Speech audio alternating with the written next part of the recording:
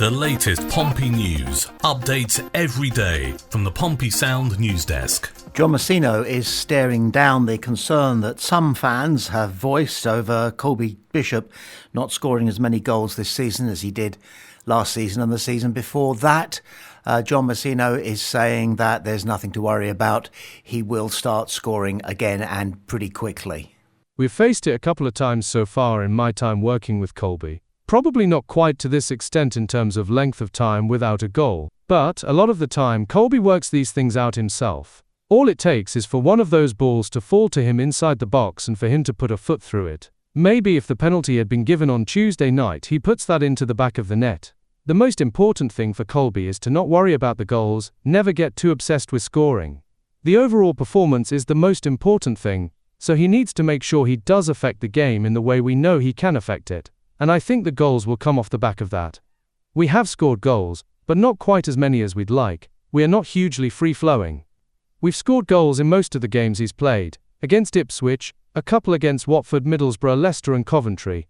But those chances haven't fallen to Colby, whereas I thought there were a few chances for him early in the season. So we're not going to change our game plan completely to try to target one player. We think, if we keep doing the right things, then we'll create chances for him. It's just a case of one of those dropping to him. Yeah, MOUSINHO's main point seems to be that the chances simply haven't dropped to him in the same way that they did up until this, I'm going to say famine if you like, certainly don't want to say drought, since this barren spell, goalless spell began, and those chances will come again, especially when we have Josh Murphy back. No offence to anybody who's played wide left whilst Josh has been injured. But there's no substitute for having Murphy provide. And that's what I think Colby is really looking forward to getting back, that kind of service. I've been looking up goal droughts, famines, goallessness. And the great Alan Shearer, the greatest goal scorer so far that the Premier League's ever seen, he has a record of twice going 12 games without a goal. Once for England. But he put that right in the first match of Euro, whatever it was, scoring against Switzerland. And he also had a 12-match run without scoring a goal for Newcastle United. And they were riding pretty high at the time, and so it wasn't as though the club itself was in the doldrums on the pitch. They were doing fine, but he went 12 games without scoring a goal. And this is Alan Shearer. So we can take some comfort from that, surely. The Sheffield Star newspaper at midday today led with this story. Sheffield Wednesday have officially been placed in administration, the Star can reveal alongside BBC Sheffield, with Deshfern Chansiri having relinquished control of the club after a decade. The Owls have been locked in severe financial issues for some time, and amid a sustained threat of a winding-up petition from HMRC, it appears Chansiri has seen no other option but to instruct administrators, who on the receipt of legal confirmation after 11:59 a.m. on October 24, 2025 have taken on the running and management of the club. It comes after a great deal of back and forth between the Chansiri camp and authorities in the UK over the last fortnight. The news means Wednesday are liable for an EFL points deduction which is expected to be 12 points. Pre-existing EFL proceedings that could lead to a further points deduction are ongoing. It leaves an already against all odds relegation scrap looking more doomed, but marks the firm beginning of the end of Chansiri's failed management of the club. The tie remains as owner of Wednesday in name, though the appointed administrators are now tasked with ensuring the club continues to operate and that jobs are preserved, as well as taking on the responsibility of a sales process that ensures creditors are satisfied. The Star can reveal discussion around the possibility of administration have been taking place behind the scenes since October 8, after HMRC threatened to issue a winding-up petition on the club amid continued unpaid debts. This week, a six-figure debt was added to an existing £1 million figure owed to HMRC. Well, if there's anything they want to know about being in administration, they've only got to ask us at Pompey, because we've been through it not once, but uniquely twice. 2010 and 2013, Pompey went into administration. It's a process that has in the past been perceived to be used, or abused, I should say, by some of the people who are involved in ownership of the club. And what they were able to do was declare themselves insolvent, go into administration, pay off their creditors a tiny proportion of what they owed them. I believe 8 pence in the pound is a figure that was bandied around. This is going back a couple of decades now to when Pompey were in administration. We did not abuse the system, but people have done. And then what they were able to do was to start all over again, to start a new company and to take over the club using the same personnel, the same perpetrators of shenanigans.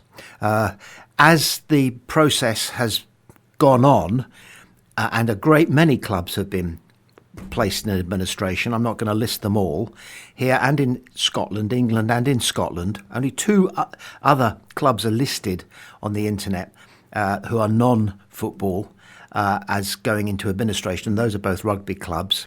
All of those clubs were subject to slightly different rules and regulations regarding being in administration. And the big change came about when, in order to prevent shady owners from declaring themselves insolvent, going into administration, paying off a tiny proportion of the debts, which cleared the debts, and then starting all over again, borrowing money and what have you, in order to prevent that happening, they introduced a series of points deductions.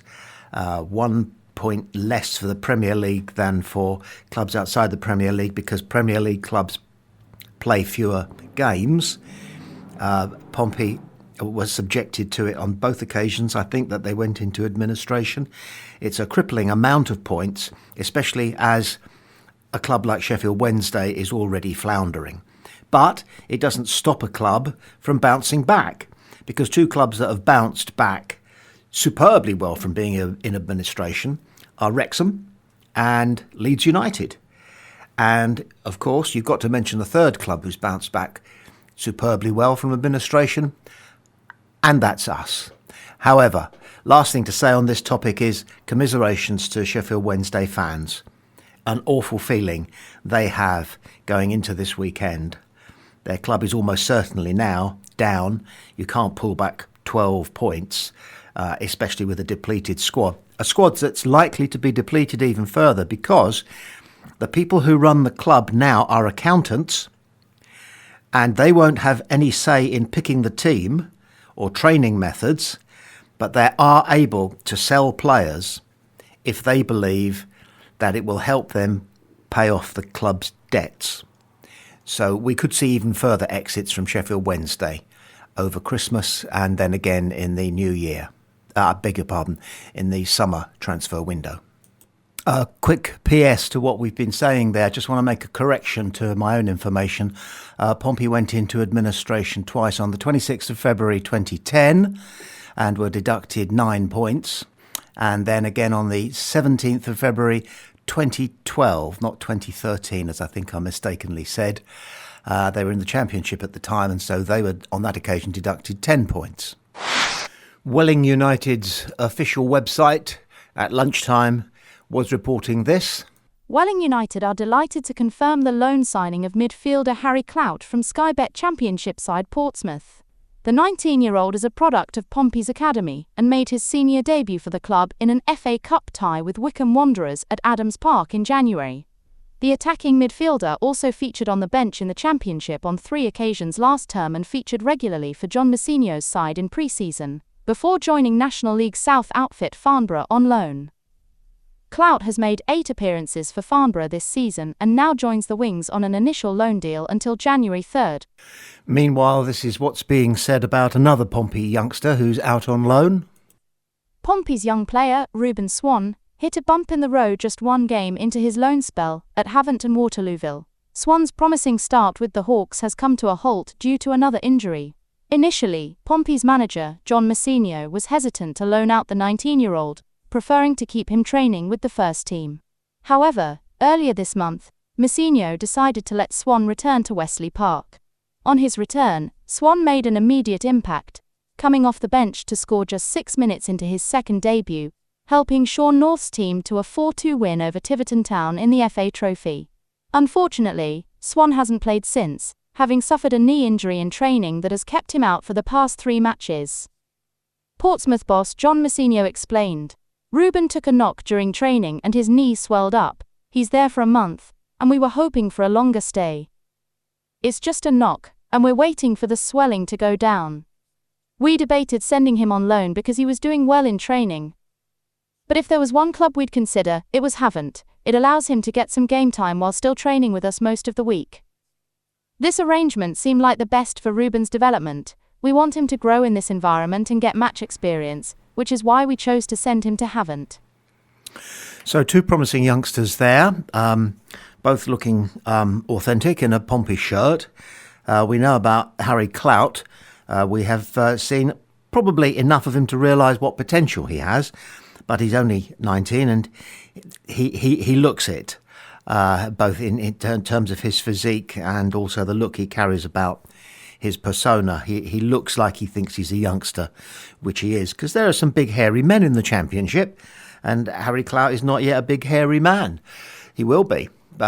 However, Ruben Swan is well on his way to being a big hairy man, and it was hoped that he would be training with Pompey during the week and then turning out for Havant at the weekend, which gives you some idea of the lifestyle and the sort of balance that players at clubs like Havant had to have to strike between whatever earnings they can take from Havant and supplementing that with some sort of day job if that's how they choose to go about it. So they are not training Monday to Friday or Tuesday to Friday, whatever, as Pompey are, and Pompey wanted to keep their teeth sunk into Ruben Swan, because he obviously has great potential.